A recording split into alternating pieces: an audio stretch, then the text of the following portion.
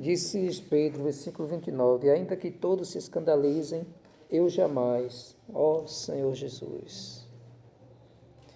Respondeu-lhe Jesus, em verdade te digo que hoje, nesta noite, antes que 2 vezes cante o galo, tu me negarás 3 vezes. Mas ele insistia com mais veemência, ainda que me seja necessário morrer contigo, de nenhum modo te negarei. Assim disseram todos. Senhor Jesus. Aqui a Bíblia diz, maldito o homem que confia no homem. Quando nós, às vezes, nós achamos que nós somos capazes de algumas coisas, né? E nós colocamos a nossa confiança em nós mesmos e dizemos que isso nunca vai acontecer, né? Mas às vezes pode acontecer, porque tem circunstâncias que quando chega a hora, que chega o momento, né? Nós podemos ser vencidos. Porque Pedro estava colocando a confiança nele mesmo. Ele estava se achando capaz, ele disse, Senhor, o Senhor vai... Jesus falou, né? Que ele seria ferido, o pastor seria ferido, as ovelhas agora ficariam dispersas, né? Ou seja, que Jesus seria ferido, seria morto, seria humilhado, tal, seria entregue nas mãos desses principais sacerdotes.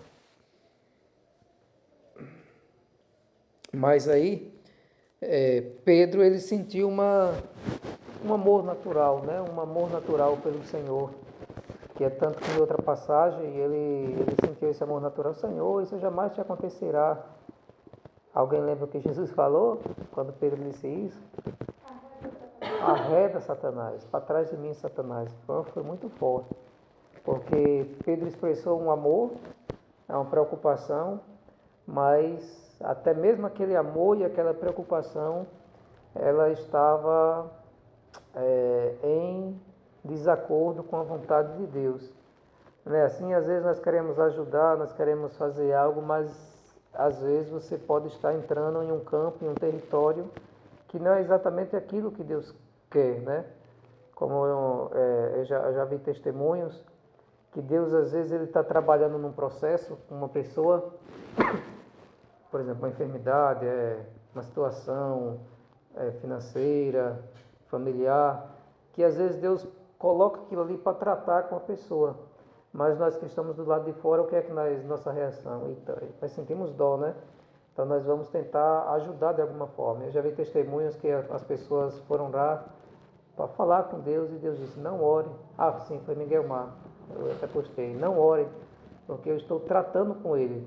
Ele precisa passar por isso para que ele possa aprender. Então tem situações que realmente, como Jesus foi necessário passar pela morte para ressuscitar, tem situações que Deus às vezes trabalha em nós, que nós precisamos passar, para depois nós cantarmos o hino da vitória. Depois haver a ressurreição, né?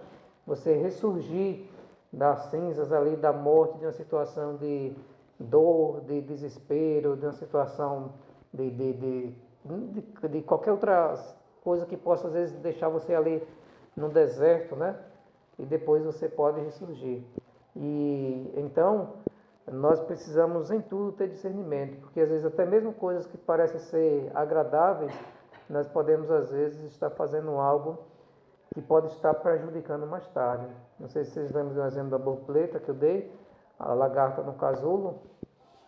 A lagarta no casulo, Antes de ser uma borboleta, é uma lagarta, vocês sabem, né? E a lagarta fica dentro do casulo. E um rapaz viu a lagarta lá dentro do casulo, se remexendo. Aquele remexer ali, o tempo, é que ela vai criando as asas, ela vai se fortalecendo. Aí o rapaz foi lá e quebrou assim um pouquinho do casulo e tentou tirar aquela borboleta em formação. Estava se formando, né? Tentou dar uma ajudinha. Aí quando tirou, a borboleta ficou meio deficiente, tinha uma asa, não conseguia voar. Prejudicou a borboleta para sempre, que ela nunca mais pôde voar. Porque aquele processo da lagarta estar lá no casulo, no escuro, se mexendo para cá, se mexendo para lá, aquilo era necessário para fortalecer ela, para ela criar asa. Quando chegar o tempo, o casulo se abrir e ela voar com uma linda, belíssima borboleta, né? Então Deus, ele também tem esse processo em nossa vida. Nós estamos num casulo, às vezes ficamos num aperto, né, na escuridão e tal, mas tudo isso é para que depois você seja uma pessoa transformada. Então, Pedro aqui ele expressou seu amor natural, a sua vontade. Mas interessante que Jesus falou que ele o negaria, mas Pedro ainda rebateu, insistiu, dizendo que ainda que seja necessário morrer com o Senhor, de nenhum modo eu te negarei. Irmãos, quando nós estamos na presença dos irmãos, na igreja, é uma coisa, né? Mas quando você está sozinho, diante de uma multidão, ou em um contexto, né? Como Pedro esteve ali, uma criada, as pessoas perguntaram, você é um deles? Aí Pedro começou a praguejar, não, de modo nenhum, imagine passar 3 anos e meio com Jesus e de repente negar o próprio Senhor, com medo de quê? Por que Pedro negou? Estava com medo de quê, será? De morrer. Mas ele disse, de modo algum, ainda que seja necessário, eu vou morrer contigo. Mas na hora que chegou a hora, não foi. Assim às vezes somos nós, né? Nós dizemos uma coisa, mas na hora às vezes nós podemos fracassar. E Pedro realmente ele fracassou, porque ele negou o Senhor Jesus. Teve um momento de coragem ainda quando vieram, que ele pegou a espada, né? Tome na orelha do cara e cortou a orelha. Jesus deu uma repreensão. Quem com a espada fere, não sei se ele botou aqui no Evangelho de Marcos, com a espada fere, com a espada será ferido.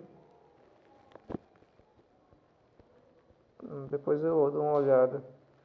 Mas Jesus deu uma lição que ele não poderia fazer aquilo, né? E disse que, não tem não no Evangelho de Marcos, mas no outro Evangelho tem, disse que não deveria fazer aquilo e colou a orelha do soldado, mas um milagre ali naquela hora tensa. Mas depois disso, Pedro realmente ele não teve mais coragem, ficou temoroso e negou o Senhor Jesus 3 vezes antes que o galo cantasse. Ou foi depois que o galo cantasse, né? 2 vezes, né? Não me confundo nessa parte. Mas antes que 2 vezes canta o galo, antes que o galo cantasse 2 vezes, ele negaria 3 vezes. Então realmente, mas isso, como a gente lê o livro de Eduardo Maninho, um livreto chamado Ia Pedro, isso não é motivo para se afastar. Pedro chorou muito, amargamente, porque negou o mestre.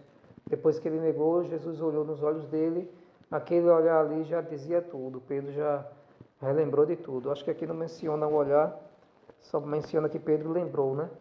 Quando o galo cantou, Pedro lembrou das palavras, e aí ele chorou amargamente. E Jesus já sabia do coração de Pedro, quando Jesus ressuscitou, que as mulheres foram lá encontrar Jesus. Vá, diga aos discípulos, quem sabe, e a Pedro, mencionou especificamente o nome de Pedro. Pedro foi quem escreveu o Evangelho de Marcos, foi ditado. Marcos era um jovem, na época de Jesus ele não estava ali presente, então Pedro foi ditando e Marcos escrevendo. E Pedro lembrou essa parte e marcou, não tem nenhum outro evangelho. Porque aquilo ali foi emocionante, importante para Pedro saber que ele foi mencionado pelo Senhor Jesus nominalmente, né?